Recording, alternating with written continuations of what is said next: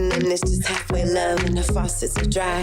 Call log is dry. They always circle and her fireflies. You saw me then up the corner of your eye. My heart may be, I still feel like a painting. Swirling like whiskey, that night it was raining. Dancing alone, a hook that was wailing. Laughing like children, strumming my pain like it could be all I need. This could be all I need, this could be all I need, this could be all I need. I'm on this way. I'm on my way and I'm moving. I'm on the way. Riding this wave, yeah. And I'm cruising, cruising, cruising, cruising. Yeah. Cruising, cruising, cruising, cruising. Yeah. Holy water, put some money in the bowl. The way the whole world was so. The way that your love is a locked door. Dirty world, beautiful world. I wonder what scared him, maybe was himself. Low in my shell, well. Whatever you do to make it okay. I hope it's okay, stranger, I hope it's okay. The way the sadness finds companions, the way the damage lights ablaze, the way showing you that way. Why are you crying, now you are new? Hold it close, let the wave carry you. I'm on this way. I'm on my way and I'm moving. I'm on the way. I'm on my way. Riding this wave, yeah. I'm on my way. Cruising, cruising, cruising. Yeah. I'm on my way. Cruising, cruising, cruising. Yeah. 1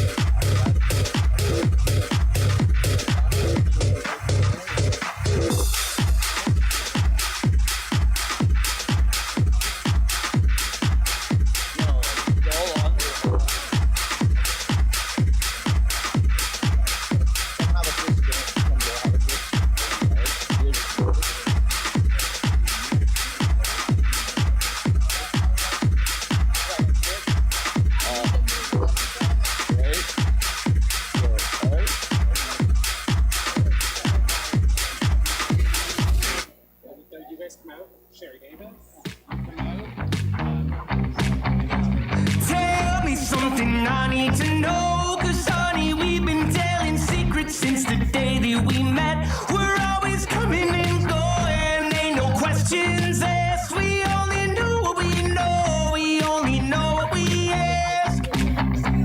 Stealing little moments like these, back when they used to be free. I've had enough, but I'm old, tied up in your chains, and no, I never look back. But every now and again, I've had enough, but I'm all tied up again. Oh, everything I did before, ever since I met you, no, I didn't even mean it at all. But if only I was there for you. No secrets, it's the way we are. Oh, if we only knew what we thought that we saw. And if only I was there for you. No secrets, it's the way we are. They're keeping us awake, but we get what we got. But if only I was there for you. If only I was there for you. There for you. There for you. Hello, everyone. Thank you for waiting. Thank you for being in the rain. Thank you for being so patient. And welcome to the Toronto Event Centre and to Shaftesbury and Citytv's presentation of Rex in Toronto. In addition to you guys being here today, we are also live streaming this. So I just wanted to say hi to those live streaming internationally and around Canada. Yes.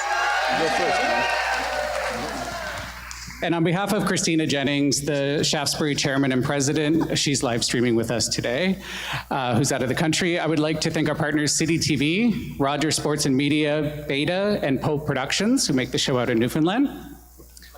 Before the cast comes out, just a few housekeeping details for you all. You've been here for the hour, so you know that the merch lounge is over there, the washrooms are there, so please make yourself at home. Also, you may have noticed when you first came in, there's a donation booth. And you know, when we decided to do this event, we wanted to do it for free, but always with Rex, what we're trying to do is support local communities. You'll hear about Rainbow Riders, which you guys saw in the episode, Dog and Pony Show, and you'll also, we're also supporting the SPCA York Region Animal Center. So on your way out, we'd strongly encourage you, if you don't mind, $5, anything you can, $10, higher's cool. If you'd like to, you can get a tax receipt, and Sarah, who will be at the table, will be able to help you with that. So as you noticed on your cards, we do have colored tickets. So when this is done, we'll carry to the back here. I'll talk about that in a bit, and we'll do the meet and greet where you can take your photo with Diesel and Justin and Kevin. And we'll just go according to the colored tickets, and then the person assigned with the pink ticket will take you in your group, and we'll go in that way, out this way, and to the merch and out the door. So also you may have noticed that on your seat was the postcard. There's a survey on the postcard in which you can fill out the survey. You can scan the QR code to get into the survey, and then we just want to get to know your thoughts on the show and what you like about it, what your family likes about it, what your mother likes about it, what your grandmother likes about it, all those things. So if you don't mind, take that home with you, scan it, and we'd love to hear from you. And who knows, someone could be walking away with we'll be shipping you a Rex swag bag. Yeah, so let's get done with these housekeeping notes. They're boring. How about I bring out Kevin Hanchard?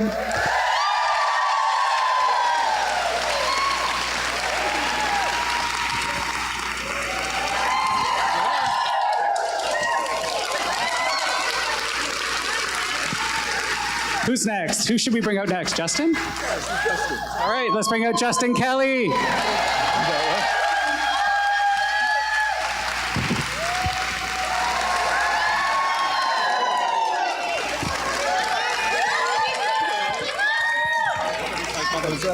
And then some of you who were in line might have seen this woman walking down the line, saying hello to some of you. Who was it? Sherri Davis. Okay. Please welcome, as well as being Dogmaster executive producer on the show, the one, the only, Sherri Davis.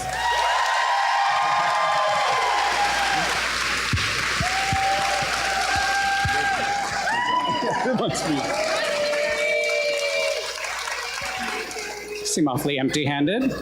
Okay, so we got a little bit of an issue. All right. I heard you guys go a little crazy when you heard a dog bark. Thank you. Clearing my throat. I did not realize that we were going to be doing a Rex photo op. So I'm going to be sitting on the boxes with you guys in our Team Rex shirts, giving you all big hugs for being such great supporters. And guess who else couldn't show up? We don't have John or Mako here because they're in Halifax and Vancouver. Yeah. Looks like you're stuck with me and the boys. Oh. But wait a minute, I think I hear something. What? What was that? Listen. Oh. Wow. Come on up, my friend. Everybody put your hands together for Rex.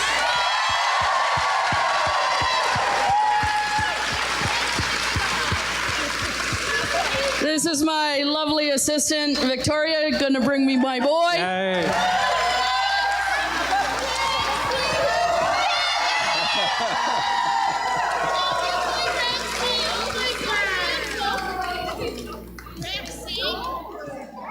Let you guys have a moment. Yeah. All right. There we go. Look at that. I have to tell you all, you guys were such great sports when I said he wasn't going to be here. Like, I could kiss every one of you right now because you made me feel amazing. So thank you for that. But yes, of course, I brought the boy for you guys. Here he is. So I'm going to kick things off. So we're going to do the stage presentation. And then, of course, as I was saying earlier to you guys, there will be a mic passed around to your sections for you guys to ask your questions a little later on. But before we do, I just want to ask you guys about how was it like to meet Sherri and Diesel and Victoria and Dog Team? And what was your introduction to them? We love Sherri and we love Diesel. Sherri, we've known each other now for, when 2018, summer 2018 we met? Yeah, we met in casting in Toronto. Yeah. That's where our love affair started, really. Yeah. It's lasted longer than most marriages. Yeah. We're doing great. Yeah, and then we started shooting, and just like that, it was like we knew each other forever. And look at how you've matured. I grew facial hair just for this event. You're no longer that young lad. You're all slicked 4 up. years in the making. 4 years in the making. Some sexiness going on there. I thought of going full mustache, just the mustache, but I thought, nah. So that was 2018? That was 2018. Holy smokes. So what about you, Kevin? Is mine on? Is this on? I don't think so. Is this thing on? It's okay. I'm theater trained. I'm theater trained. So I can speak it out enough. Yeah, that works. Okay, there we go. My story's a little bit different than Justin's because I was actually the last of the cast members to be added to the show. So they had already started shooting the show before I joined. So what they had done, it's called embargoing. They had embargoed a bunch of episodes. They shot a whole bunch of stuff, brought me in, and then they shot all of my scenes for all of the episodes that I had missed. That was a fun week, wasn't it? That was a fun week, yeah, like 8 episodes in a week. It was fantastic. Yeah. Anyway, so I came in, and I had never met Sherri or Diesel or any of the rest of the cast, but my job was to learn all of my lines in like a minute and a half. So I was locked in on doing that. Meanwhile, Sherri's looking at me not interacting with the dog thinking, he hates dogs. And this is something I was telling people backstage. As an actor, all you ever want to do is work, right? So if you're doing a movie about swimming, you lie and say you can swim. If it's about riding horses, you say, yeah, I've ridden a horse, it's no big deal. I can skate, I can play hockey, I'm Wayne Gretzky, right? And then you get on set and they realize you can't skate, you can't swim, you can't do anything at all. And so Sherri thought that I was an actor who hated dogs. Honestly, I actually went to our producers, and I can remember a phone call with Christina Jennings going, the number one thing was to make sure actors liked dogs. And yeah? I said, he won't even look at the dog. He doesn't talk to us. He hates dogs. I'm like, you guys gotta fix this. And they're like, well, you're a big girl, Sherri, go talk to him, get on him. I'm like, oh, great. Yeah. But it wasn't that. It wasn't that. I was just scared. Not of the dog, just of losing my job. That's all. That's all. But ever since then, it's been great, I think, Sharon. Sharon's wonderful to work with. Diesel's wonderful to work with. The rest of the cast is fantastic. Yeah. We've had a great time, and I think it shows on the show each and every week that you watch it. Yes, yes. Yeah, we appreciate it, and yeah, we really. When it comes to working with animals and working with Diesel here, like we really have the best of the best. So we're very fortunate. And Diesel's just such a good boy. Look at him. So chill. So you've heard from the gang here. John and Mako wanted to say hello to you guys from Halifax and Vancouver. So let's hear from them. Hi everyone, it's John Reardon, Charlie Hudson. I wish I was there with you today. It's a great event, and I hope you're having a great time with Sherri and Diesel, Justin and Kevin. I just wanted to say that I really appreciate you coming. And sorry that I can't be there today. I'm actually in my hometown of Halifax, and I'm filming on a movie that I'm producing here. So otherwise, I would love to be with you in Toronto. Now I have a question, an audience question from Lisa Butler in Vancouver, and she's asking me if I have a standout action sequence in season 6 that I really enjoyed shooting. That's a great question. We did a lot of action this past year. I think maybe one of the most memorable sequences was in Dog and Pony Show, where Rex and I are trying to find a missing racehorse that's been stolen.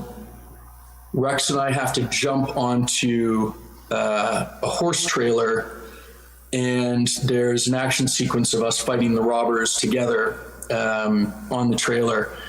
And I think that what was fun about this was oftentimes if Rex has a stunt, I don't. And if I have a stunt, Rex doesn't. But in this particular sequence, we both did it together, which made it quite fun. And so for a lot of the sequences that we're in, we are actually on camera together, working together, trying to stop these robbers. And it also took a really long time to do. It was a pretty technical sequence where we had to shoot on the day in the field, chasing after the trailer, and then jump on. And then we also had to shoot all the action within the trailer in the studio to make sure that it was safe for all the animals involved, for all the actors involved, and for camera. So we actually spent the better part of a day filming a lot of that sequence within the trailer.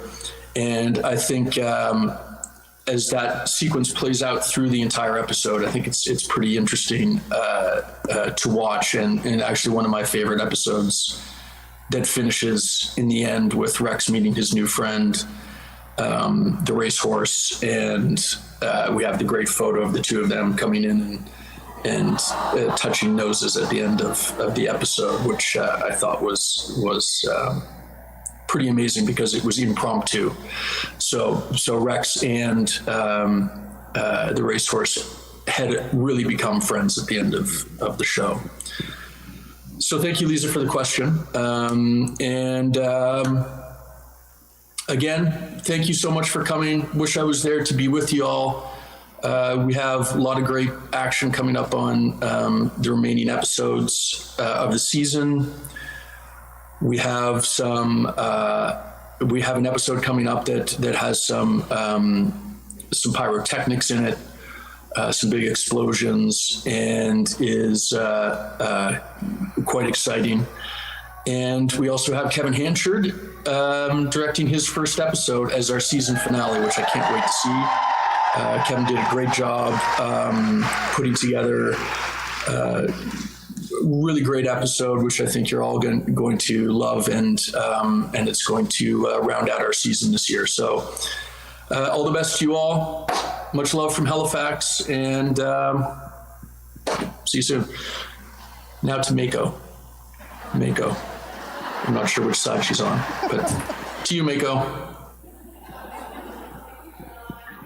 Thanks, Johnny. Hey, everybody, I'm so bummed that I'm not there with you. I'm with my family in Vancouver. I do have a question here. I'm just going to get it. I hope you guys are having fun grilling Justin and Kevin. Okay, so this is a question from Caitlin Wakeman in Perth, Ontario. She says, Rex shot in a ton of unique locations this season, like on a golf course and in a horse stable. Did you have a favorite episode to shoot based on these settings? Okay, so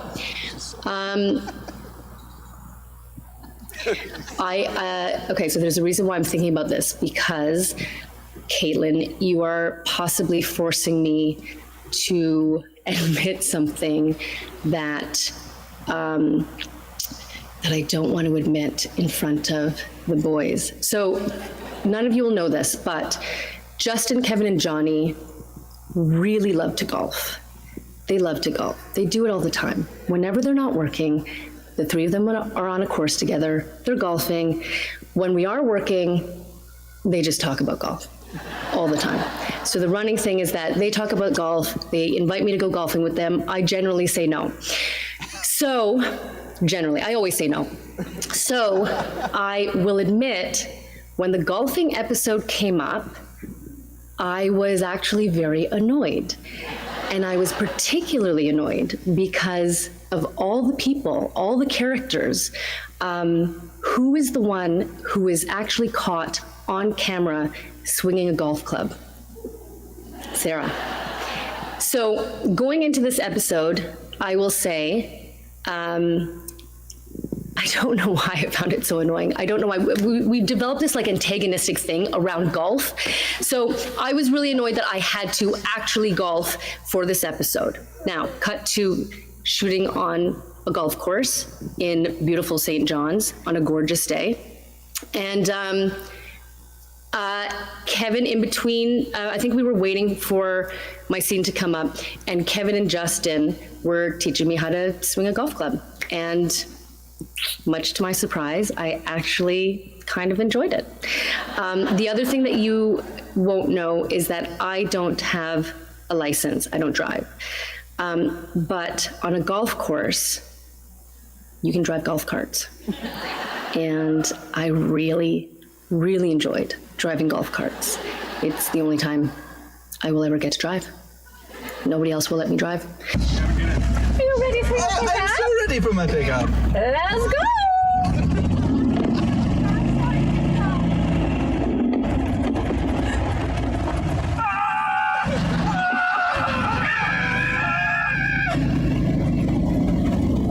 Out of the way! I don't have a license! I don't have a license! You should get out of... So unbeknownst to me, I ended up really enjoying the golf episode. But again, this is not something that I want to admit, because now when the boys ask me to play golf, I can't pretend that I hate it. So yeah, that's my answer. I'm gonna throw it back to the gang. Thank you, Caitlin, for your question. I hope you guys are all having a blast out there. I wish I could be there. Bye. So we have to say something. Okay. Yes, it is so true that we have asked Mako countless times to golf with us.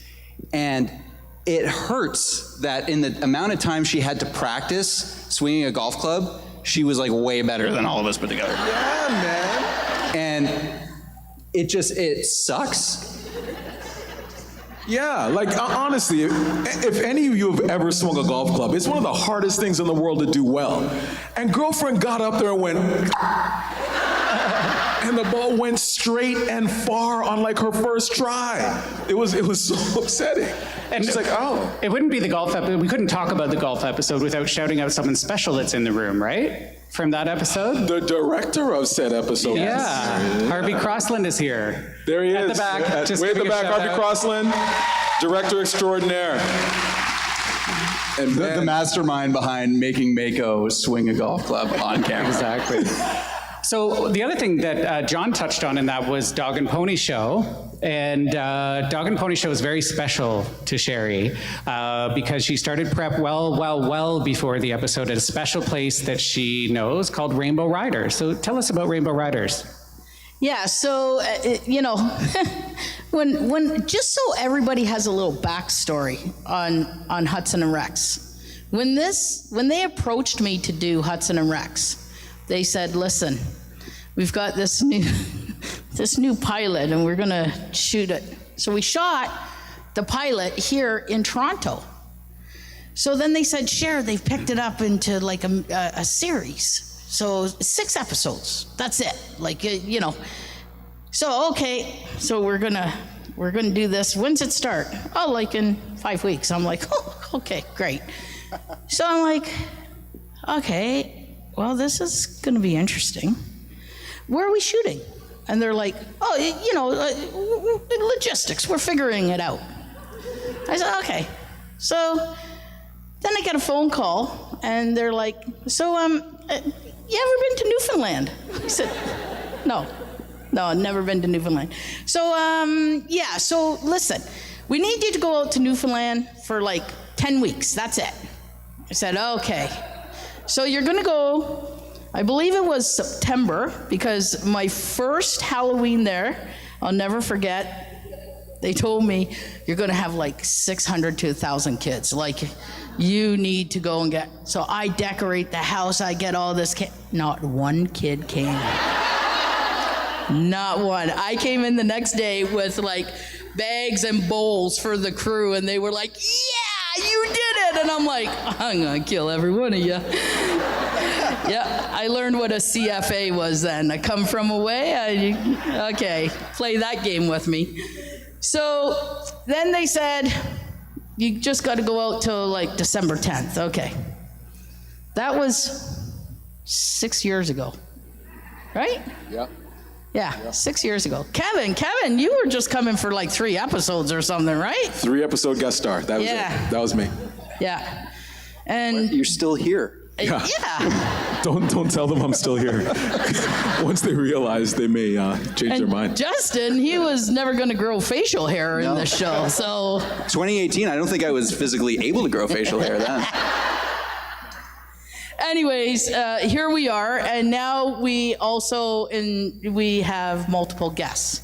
So all the animals that you see in Hudson and Rex that come in as guest stars, I train them. I work them with Victoria, my lead, and we prep the crap out of these animals and we get them working together. And so when they approached me about this horse episode, I was like, oh, great, a horse. You guys, you just can't train them that quick. And yeah. Anyways, we went and I started looking at a bunch of stables and stuff, and I found this wonderful venue called Rainbow Riders. And it's a therapeutic riding center, and it helps people, like hundreds of people. So it helps with physical disabilities as well as mental health. And you go and they have these programs, and it's all volunteer run. The entire place is all based on volunteers and donations. So we ended up meeting a horse that Rex fell in love with, because at the end of the day, it's not what I like. You know, I could pick out a beautiful Clydesdale, and he's like, I don't like that. No, that thing ain't kissing me, Mom. So, you know, I went down and I said, you know, we gotta find a horse. And they said, okay. And I said, well, they said, here's our 20 horses. And I said, okay, but I love all animals, so this isn't gonna work. He has to pick the horse. And they're like, pardon? I'm like, it's like the actors, like he picks his people, he picks his animals. And they were like, oh, okay, I don't know about that. Anyways, they brought out this horse, Ember, very young at the time, 5 years old. And I don't know if any of you know much about training, but there's a form of training with horses which is called liberty training. And it's like all off leash. It's all just based on body and movement and stuff. And that's how we trained Rex and Ember together. So she is also one of their program horses. So she helps hundreds of people yearly with their disabilities and their anxieties and their mental health issues, as well as the other 20 horses in the barn, 19 other horses, 20 in total. So when I was in Newfoundland, we did a fundraiser in December before we came home. We did a fundraiser for the therapeutic center because, of course, everything runs on donations, all of their health, everything. And on that note, we raised quite a bit of money, very successful. And a couple weeks ago, I got a phone call that Ember has been pulled from the program and is in critical pain to the point where she is going to have to go to the mainland and get veterinarian care. Now, transportation alone plus an assessment is thousands of dollars. So you will see on your way out, we do have a donation center. It's my goal never to put an animal down unless it's affecting a quality of life. There's no such thing as bad animal. There's no such thing as we can't help you. So providing we can raise the funds and get her help and get her better, we hopefully will bring her home again this summer and have her back in program. And hopefully Rex will have his buddy back. So, if any of you on your way out can afford a tap for a couple bucks even, every little bit will help get her through this difficult time. So yeah, that's what happened with Rainbow Riders. And that's Dog and Pony Show, the episode you guys just saw. Ian, yes. can I just say something real quick? Sure. Working on this show for 6 years, I've never really met anybody like Sherri, truthfully. And I got to take a moment to say this. The only time I see Sherri's a tough as nails woman, but the only time I ever see her shed a tear is when she's talking about her animals or animals. And it's so near and dear to her heart, and it is so pure, and it means so much. So everything that she says comes from a place of absolute sincerity and absolute love. We did an episode a little while ago where we had to train sheep. Who's seen a trained sheep in their life? Not one of you, right? Like, not one of you. But Sherri and Vic went out and trained a bunch of sheep, and then we didn't even use the trained sheep in the episode, did we? Oh no, we did use. We did use them? The three okay, trained. so yeah. we did anyway. But they trained these sheep, and these sheep found a new purpose in life. Like, you can't train sheep and then just put them back in the pasture and have them be sheep. Like, these sheep are out smoking cigarettes. They're like like selling drugs. They're doing all kinds of stuff because they're heightened sheep.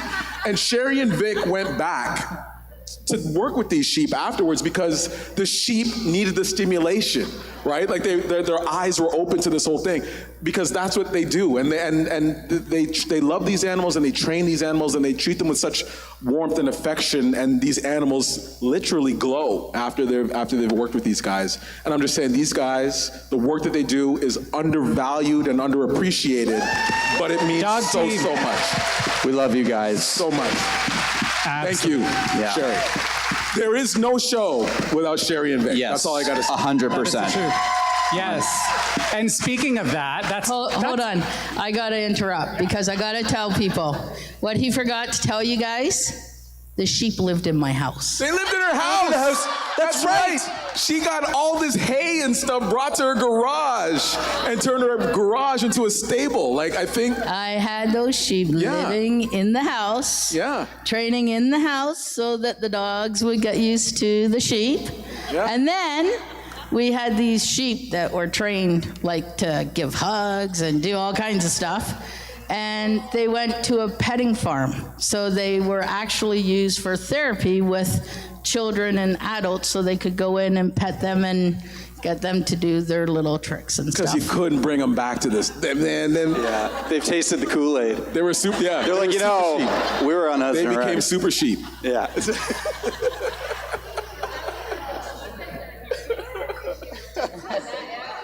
There you go. And that's actually perfect because what I have to show you guys, and to Kevin's point, is how hard dog team Sherri and Victoria work around the clock. And so now we're going to roll a video for you guys just to get an idea of what Kevin's talking about.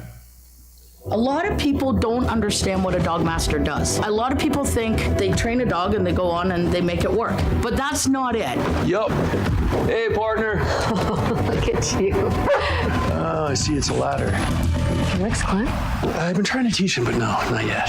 Yeah, it seems like our thief can. Well, maybe don't mention that to Rex. Once I read through the script, I have all my sidebar notes. Let's say for the ladder scene, the dog's going to go and climb up the ladder and it's going to go on a shelf and take a swan and go down the ladder and out a door. But they don't realize how many behaviors and how much training is involved in that. Every time Rex is mentioned or dog behavior is mentioned, I have to take that script and I have to say, okay, we need to go with, we need to stay, we need to look right, a look left, we need an exit right, we need a brought back in, we need a fast exit, we need a whistle recall. Come on. And I have to know each behavior, how many behaviors in every little dog scene. So those scenes where you just see him walking with Charlie, that scene actually has like 10 behaviors just to get him to do that. When I break down the script, I break it all down, but then I have to A, train it, B, I have to go into the logistic meetings. And then it's making sure that I can pull all this together like that. That's it. That's what we're talking about. And I gotta say, I've got a very special director at the back who is like the love of my life. One of my favorite directors, Harvey, and directors like Kevin that are very patient with me, and of course my kids, and allow us to do our art, to put that on screen for you guys. So thank you to the directors and everybody involved in the show, and to you guys for supporting. You guys just keep giving me segues. You just gave me a segue to Kevin, because now I want to talk about you directing. Yeah, so in order to get into that, I'm going to show you for the first time, and everyone here and everyone watching on live stream, just a bit about Kevin's block that he directed, or Kevin's episode that he directed. Thank you so much for making my directorial debut so fantastic. It's a good boy. That's a good boy. Yes. Yes. Way to go. Way to go.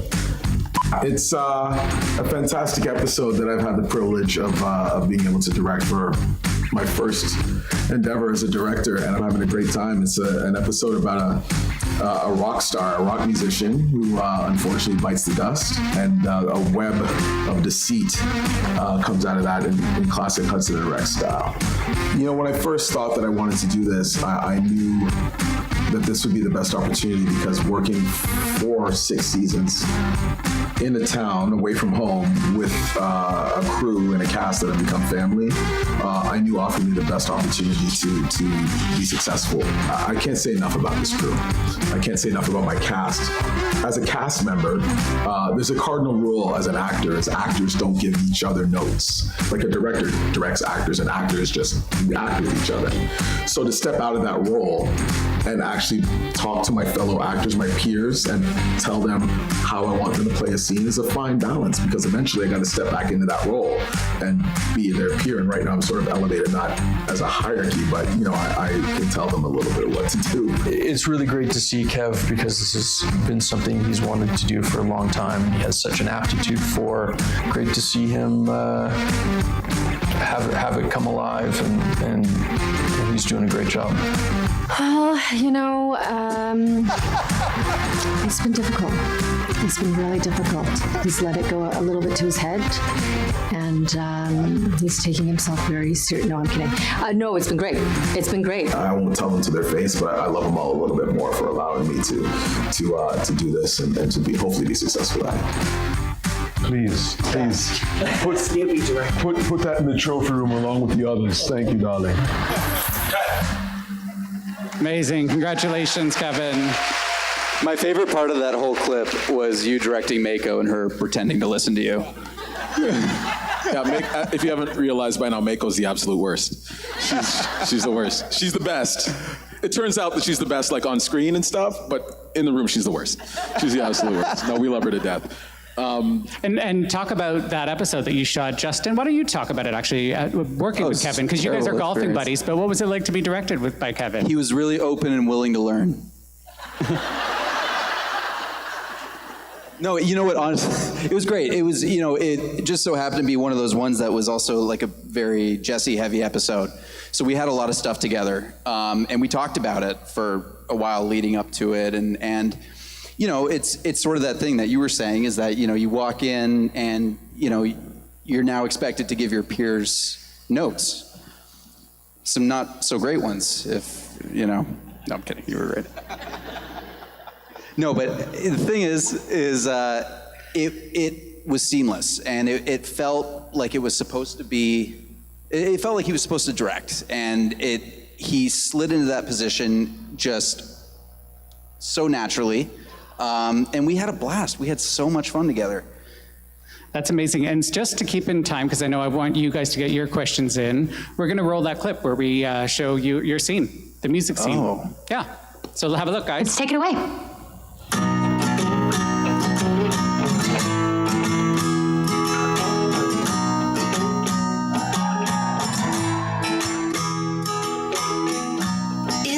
Told me that you were leaving, I'd probably break down and cry.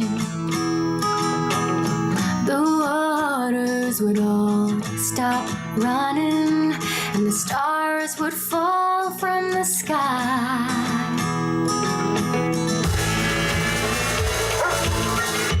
If you come to me when you're down, I'd do my best to lift you up. If you're feeling drained, don't worry, baby, 'cause I love to fill up your cup. Yeah, baby, yeah. I don't have that much to say, but baby, yeah. You can lighten up a cloudy day. Won't you tell me that you're gonna stay?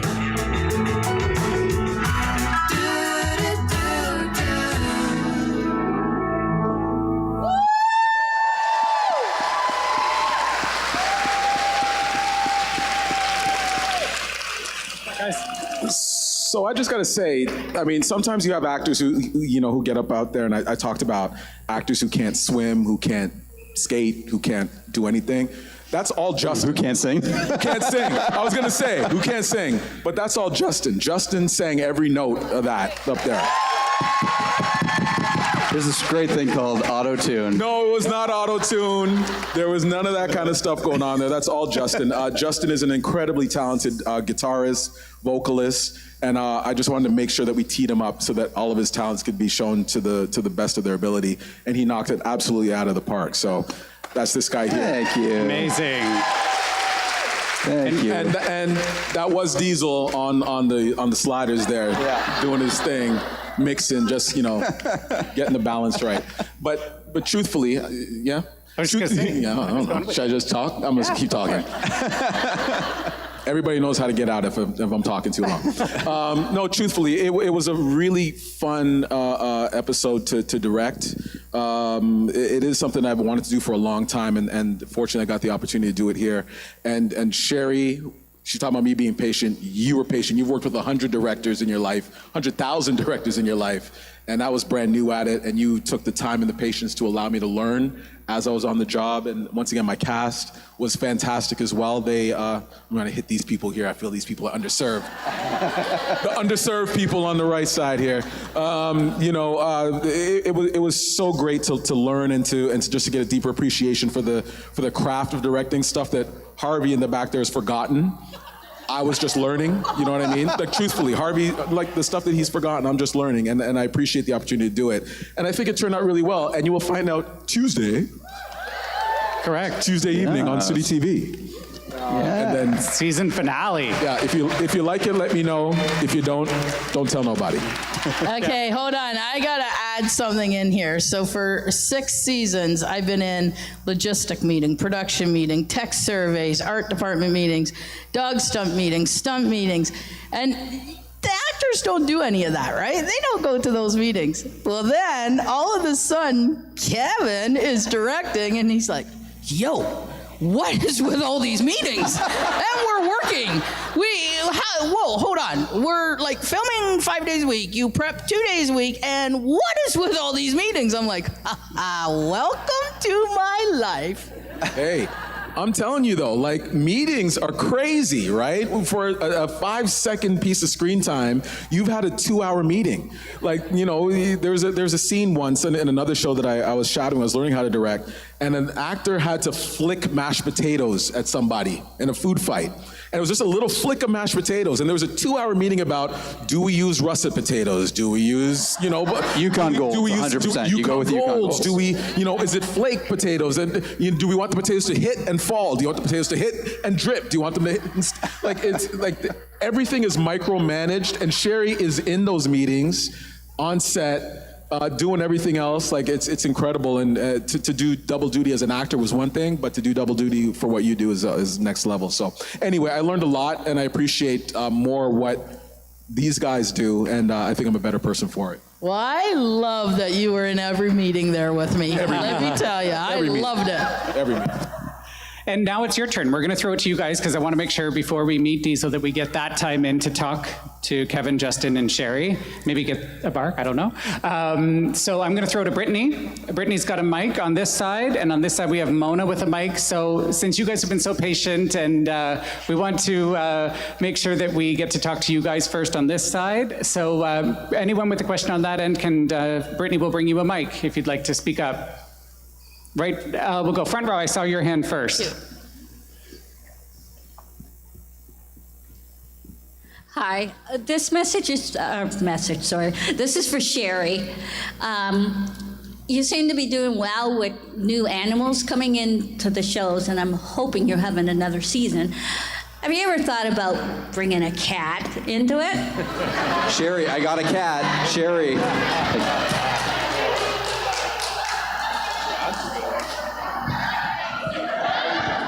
You got a cat? Well, haven't you just opened Pandora's box on me?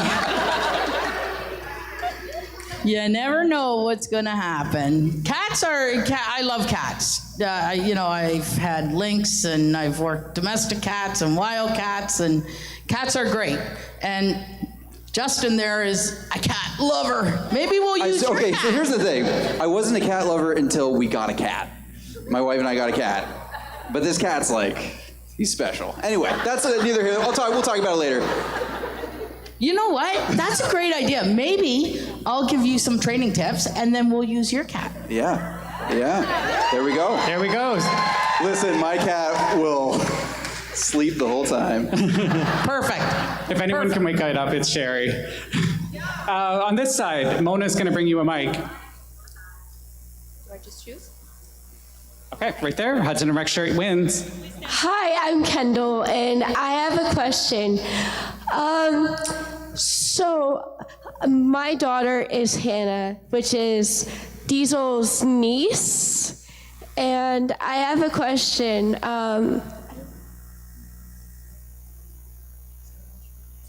When did he start it on the show? How old? So Diesel was, I did not have Diesel from a puppy. Diesel was bred at a breeder's. He was sold to a family. He was returned, and they said he was untrainable, unmanageable, no good. And I had gone up to get a puppy that I had been on a waiting list, and there were 2 male puppies. And I had gone up to look at these puppies because I was waiting forever for the breeder to call me to say that I could finally get a dog. And when I went up, these 2 pups were there, and lo and behold, he was down at the end of the kennel on the right, just sitting looking and staring. So I saw these puppies, and I said, well, I like this puppy, and the breeder said, that's the wrong puppy. I said, no, come on. I said, who's that dog down there? What's going on with that dog? Oh, that dodo, that dog's been sold, returned, no good, blah. I said, well, what would happen if you let him out? He said, well, these are his nephews, so nothing. So he went down, let out this dog, and the dog come running, and I thought, oh, I just heard this story about the dog being returned, and anyways, into my arms he went, and there you go. I took him and the 2 puppies that night and never looked back. Thank you so much. You're amazing.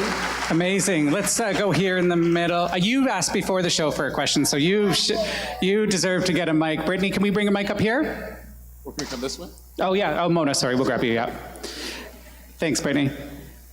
Since you asked right off the top. Thank you. Hello, guys. My name is Lisa. Hi, Justin. Hi, Kevin. Hi, Sherri. Hi, Diesel. My question is posed to Justin and Kevin. So, when it comes to acting, since this is a crime drama, as actors, did you have a police officer on staff to give you directives to make the show more realistic of how to act as officers and constables, especially Justin, as your role as Jesse on the computer skills? And I noticed Jesse got a promotion that he's now more of a field agent. He's That's a really good question. No. No. No. Really? No, and it's not uncommon to have a police consultant on crime shows. Okay. Other shows, I think, where the action's a little bit more technical, like where you have like a SWAT team or something like that, and there's ways that you have to breach buildings and stuff like that. You want to be as authentic as possible. Yep. For us, we're just super smart. Oh, yes. I know that you guys are super We smart. just super smart. And we just know how to solve crimes. And we're solving crimes. We're solving a murder a week in a city that ain't got no murders. Okay. So it takes some really smart police officers to suss that one out. It is St. John's. Yeah. Like it's St. John's, man. Like, I don't know if you've been to St. John's, but there ain't no murders in St. John's. No. So there was no consultant necessary. But I mean, if we ever do something that is really technical, to be in all seriousness, if we do something that's really technical, we have our stunt coordinator. Yeah. And we have people who are there to say, you point the gun in the other direction. That's how you should. That's how you should do it when you're. But we would be lying if, like, when you talk about the computer, if there were scenes where I'm, kind of playing air keys a little bit, because that's another thing. So there's a technical aspect with that too, where if you hear the typing of the keys, that sound is put in later. Yeah. So we can't, over the dialogue, we can't make a whole mess of other sounds to. So I'm spouting out information and doing stuff at the computer, but I'm, Yes. That's all for Mark Neary, our wonderful boom operator. So. Because they really make you look good, like you're doing the actual work, Justin. They make us look so good, because I don't know what I'm doing. They do. And curious, the question where the episode where they brought your his sister Crystal in. Yeah. They had Crystal. Yes. They had it where you were flying the plane and the I did that all by myself. broke. Yeah. That was all just the glasses. Yeah, the glasses. They're where the glasses go. So glad you asked that. So did they have him get contacts? I like to think that Jesse got LASIK with this promotion. Did Jesse get with this? Jesus, with I'm this, sorry, guys. Yeah. So the glasses. Yeah. So the glasses was a discussion that was had where I thought, because I had been wearing them, and another technical piece too, they're reflective. So a lot of the times you have to sort of keep your head at a certain level, or else you'll get reflections on the lights and stuff like that. Naturally, So we had the discussion for those episodes where if there's any point where we were just going to maybe get rid of the glasses, maybe for an episode, just to see what it's like, it would be the plane crash. And on the day, I tried things, and I think there's a take existing where I come out of the plane and I just go like, and then they're just gone, and then they're gone forever. Yes. So in my mind, Jesse, used his promotion money and got himself a nice little laser eye surgery and now doesn't need them. Yes, and I found it quite interesting that he was able to do the operation on Sarah without those glasses. Yeah, well, let me tell you. It's a Christmas miracle. We are really It's smart. a Christmas miracle. It was a miracle. Yeah. It's a North Bay miracle. Well, thank you for Thank you. answering my You're welcome. questions, Justin and Kevin. So we'll move on to the next person. Okay, we're gonna Thank go you. straight down the middle at the back. Yeah, and we'll bring one there, and then we'll come over here, and then we'll go over here. And then we'll give you guys time with Diesel, right? That's what we're here for, yeah. Then you can ask little questions there. Yeah, okay. Hi, my name is Joanne. I'm super thrilled to Sherri.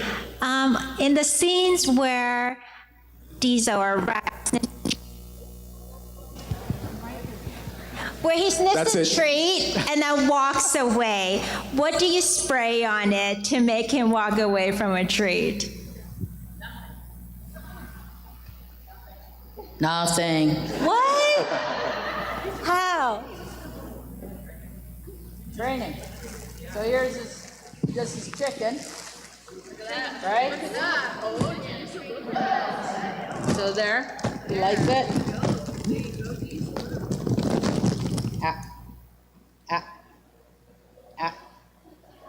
Wow. Amazing. I thought there was some kind of, I don't know, like That's a scent it. he hates or something. Thank you. Amazing. Okay. Let's get this Now- side here. You in the back, sir.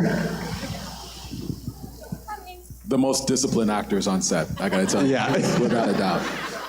Kevin and I go for the dog treats all the time. Justin and I eat the chicken every time. Every time. Sherri, what'd you How got there, does Sherri? Rex determine when you call him by Rex or you call him by Diesel throughout the episodes and when you're out and about in the cast? Okay, so great question. When you're training an animal, everything is trained with a visual and audio, and of course, then you're using a signal, right? So you use hand, leg, body, and verbal.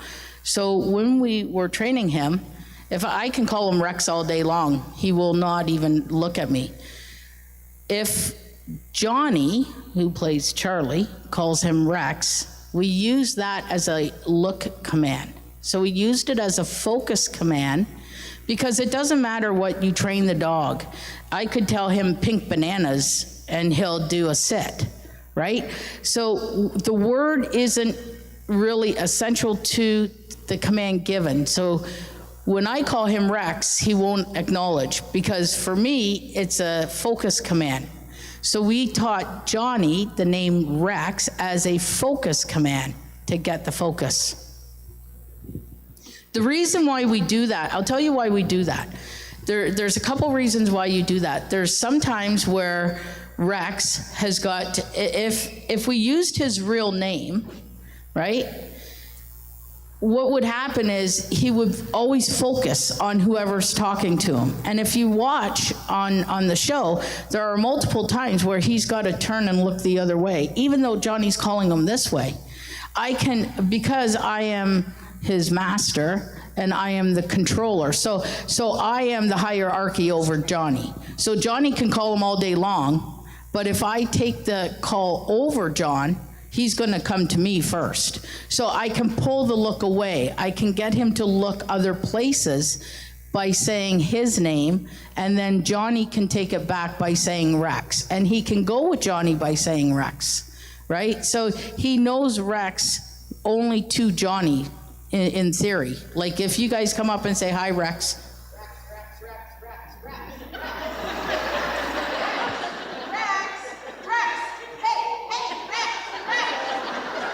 Yep, does not work. Now, if I put Johnny back up on that screen and he said his name, he would turn and look, right?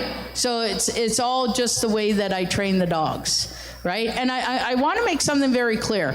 So when Kevin said, I honestly thought Kevin hated dogs. Like like this was not going to be a good relationship, okay? So Kevin comes in to do these episodes and I am not a happy camper. Let me tell you.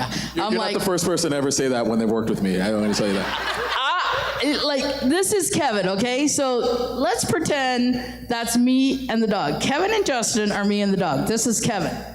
Hey.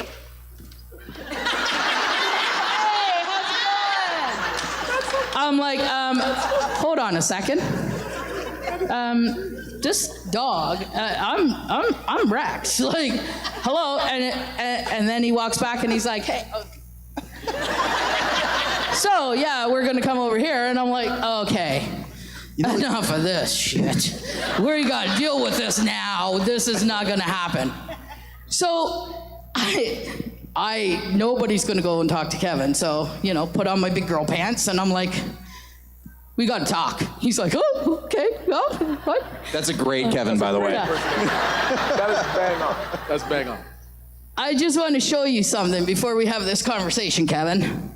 You see how big those teeth are? See those? Now, here's the thing. If you come to work every day and people do this, you're not going to want to go to work very often, are you? Kevin actually understood that, which made me kind of worry.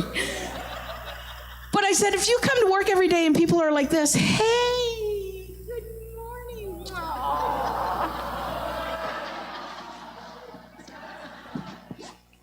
Have a good day. Right?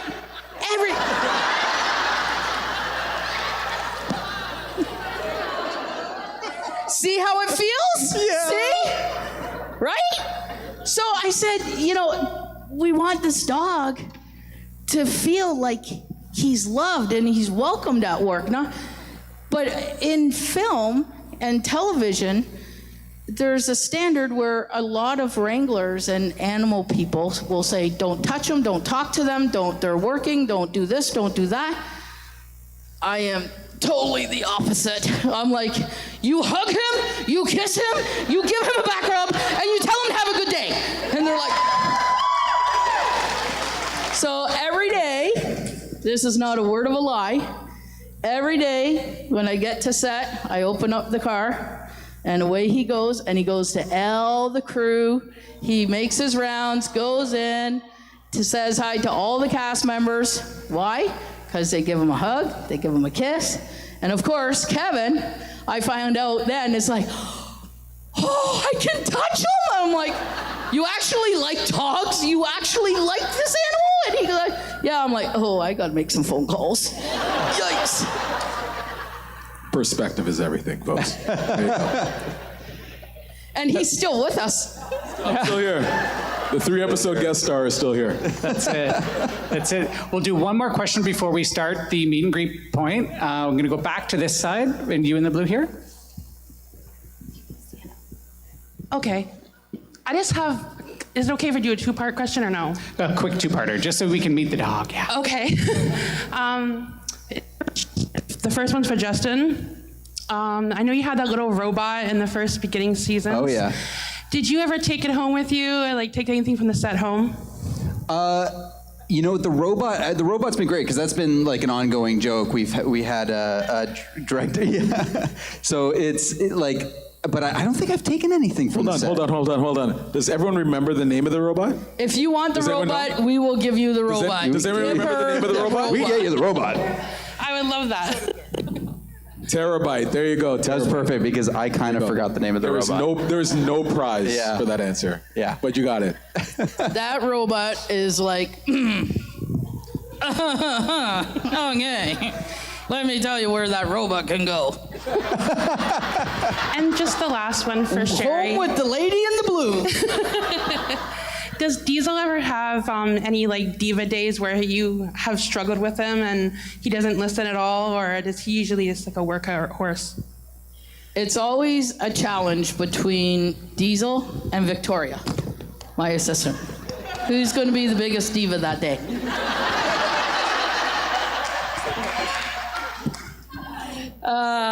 She's not here, obviously. She's not here to defend herself. Saved by the bell. He's a dog. He's like us. Here's the thing. People will say to me all the time, how long is he going to work for? His nephews are his stunt dogs. Now, stunt dogs usually have about a 2-season max. when they're doing stunts. And these dogs do stunts every single week. So that's a lot of stunts. The highest that those dogs have jumped, just so that you guys understand, 18 feet down to the ground. So these dogs are conditioned stunt dogs. They're conditioned athletes. He's a conditioned athlete. People say to me all the time, how long is he going to work for? I don't know. I have no idea. But the day I open that car door and he just looks at me, I say, you're retired. Go to the trailer. You can go and have your chef cook for you. Right? That's it. I'm not going to force. There's no way. There's no way. You know what? If you start forcing and you start that fighting, that's when you don't get a performance. That's when you start to get a different animal, you never want to do that, right? It's like Kevin. I can't force him to be nice. Like, it's so hard. Like, he's so miserable on set. Like, oh, here comes the inspector, and you try and get him to smile or something. I can't force it. I try every day. It just doesn't work. But that's besides the point. So yeah, he has his days. I'll tell you, he's so on cue that when they yell rolling, right, and they say action, they gotta quietly go action. Because he'll take off, he knows. And if they say cut back to one, he's like, and turns around and goes back to one, and I'm like, okay, I don't know why I'm here. Also, I have to note too, so when we're shooting, we have to hit our marks. Diesel hits his mark every time. We collectively hit our marks. None of the 40% maybe on a good day. It's truly amazing. Yeah, so you know what? Everybody's going to have a diva day. More so than others. But when you're classically trained, darling. I am no diva. The truth be told. Okay, guys, what we're going to do, we're going to start the meet and greet portion. So what I'm going to do is Brittany is going to hold up a pink sign. Anyone with the pink ticket will go with Brittany first to the Q&A. And we're going to Brittany will take you in one side, out the other, be one grouping, a family at a time, in with Sherri and Diesel first, and then over to get more time talking to Kevin and Justin. That's why we're going to get onto that, so we want you to have your own conversation. And then after Brittany, we have Laura Laura, you'll see at the back there, is holding up blue. So anyone that's blue, Laura's your girl. And then Maxie over here is holding up green. So anyone with a green ticket will be doing that. And then they're gonna have Mona on the left-hand side here with the purple. And this is not the end, obviously. We're going to carry this on, but I do, as to Sherri's point that she said earlier, please, if you could, make a donation on the way. We'd love that. Stop by the merch store. And I hope you enjoy your time meeting Diesel, Kevin, and Justin. Thanks, and Sherri. everybody. Thanks, guys. Thank you.